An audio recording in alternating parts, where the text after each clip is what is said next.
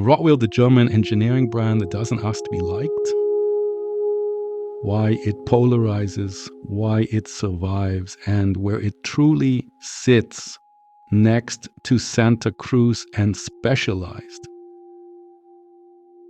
Published by the Radical Life Studios in the MTB report. Some mountain bike brands are easy to read. You glance at the frame, the spec sheet, the price tag, the marketing language, and you know exactly what story they're trying to sell you. Rotwild isn't one of those brands. Rotwild feels like it was born in a workshop with a whiteboard, not in a boardroom with a campaign deck. It carries that very German kind of confidence. Less interested in being universally loved, more interested in being technically coherent. And that's exactly why Rotwild has always triggered strong reactions. People rarely shrug when the name comes up.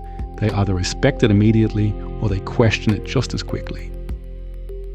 Both reactions make sense. Rotwild is not built for everybody. A premium brand, but not the Instagram kind of premium.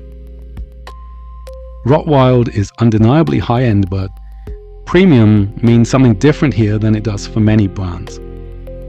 This isn't primarily about lifestyle, race glamour, or the kind of mythology that makes riders feel like they've joined a tribe just by buying a frame. Rotwild's premium is closer to engineering premium, the idea that a bike is a system, and the system matters. The brand's identity has long been linked to technical development and a design-first mentality. It can come across as less playful than some competitors, less surf culture, less vibe-heavy. But that's not a weakness. It's a deliberate position. Rotwild is built for riders who want to feel that the decisions behind a bike were made for performance and structure, not for broad appeal. The business model quietly says the same thing as the bikes. Here's where Rotwild gets interesting beyond the frame set. It behaves like a company that understands the difference between selling bikes and keeping bikes alive. A lot of the industry still struggles with the same modern dilemma: direct-to-consumer convenience versus dealer service reality. Brands either push everything online and leave service messy, or they cling to traditional retail and lose the digital momentum riders now expect. Rotwild tries to bridge that gap with a controlled hybrid approach by digitally, but anchor the delivery and setup through real partners. The message is subtle but strong. You're not alone when something goes wrong. In a world where modern e-bikes are integrated systems, motor, battery, sensors, software, diagnostics, that approach isn't nice. It's strategically smart. Because if premium bikes come with premium complexity, premium support can't be optional. Rotwild seems to understand that. Rotwild next to Santa Cruz and Specialized equal, but not competing the same way.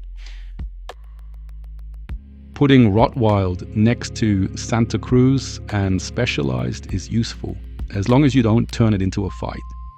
They share the premium space, but they live in different worlds. Santa Cruz is premium in an emotional, community-driven way.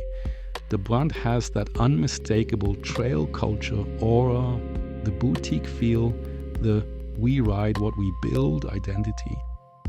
Santa Cruz bikes often feel like they carry a spirit before they carry you up a climb. Specialized is premium at industrial scale. Massive portfolio, massive reach, enormous R&D power, global distribution pressure. Specialized doesn't just participate in the market, it shapes it. It can be everything from entry level to elite race machine, and it can do it worldwide. Rotwild sits beside both like the engineer in the room. Not louder, not broader, not more mythical, but more deliberate. It feels like a German interpretation of high-end. Less show outward, more structure inward. Rotwild isn't the brand you buy because the logo makes a statement. It's the brand you buy because the concept behind it makes sense. That's why the bikes can be equal in quality, yet still feel completely different in character. The REX moment and what it signals. In recent cycles, Rotwild has been back in more conversations, not just in Germany, but wider. Models like the R.EX have helped pull the brand into the modern EMTB power debate. That's not accidental. When a brand chooses strong tech direction, high integration, and a platform that sparks arguments about what EMTB should become, it's doing something intentional, it's positioning itself. That doesn't mean the brand is chasing hype. Rotwild doesn't feel like it's trying to win the internet, but it does seem very aware that the future of premium is partly perception, and perception is shaped by bold decisions. Rotwild makes those decisions in a way that still feels tied to engineering, rather than pure marketing. How riders actually talk about Rotwild. The community reaction is usually the same pattern, respect mixed with friction. Many riders see Rotwild as serious, technically thought through, purposeful, different. But premium brands invite premium scrutiny, and Rotwild gets it. People question price.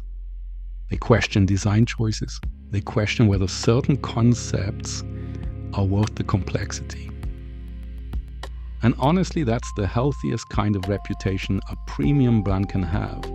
Not blind fandom, not shallow hype, but real debate.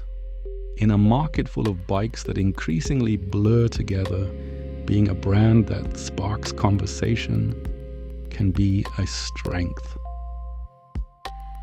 Why Rotwild remains relevant as the market cools down.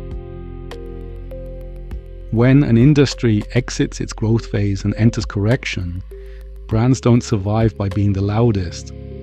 They survive by being clear identity, clear product philosophy, clear structure. Rotwild is one of those brands that doesn't try to flatten itself into mainstream taste. It doesn't chase universal approval. It's willing to polarize if that's the price of staying honest to its own approach. And in a market where everyone wants to be everything, a brand that chooses to be something specific becomes more valuable, not less. Rotwild doesn't ask you to love it. It asks whether you understand what it's doing. And if you do, it tends to stick.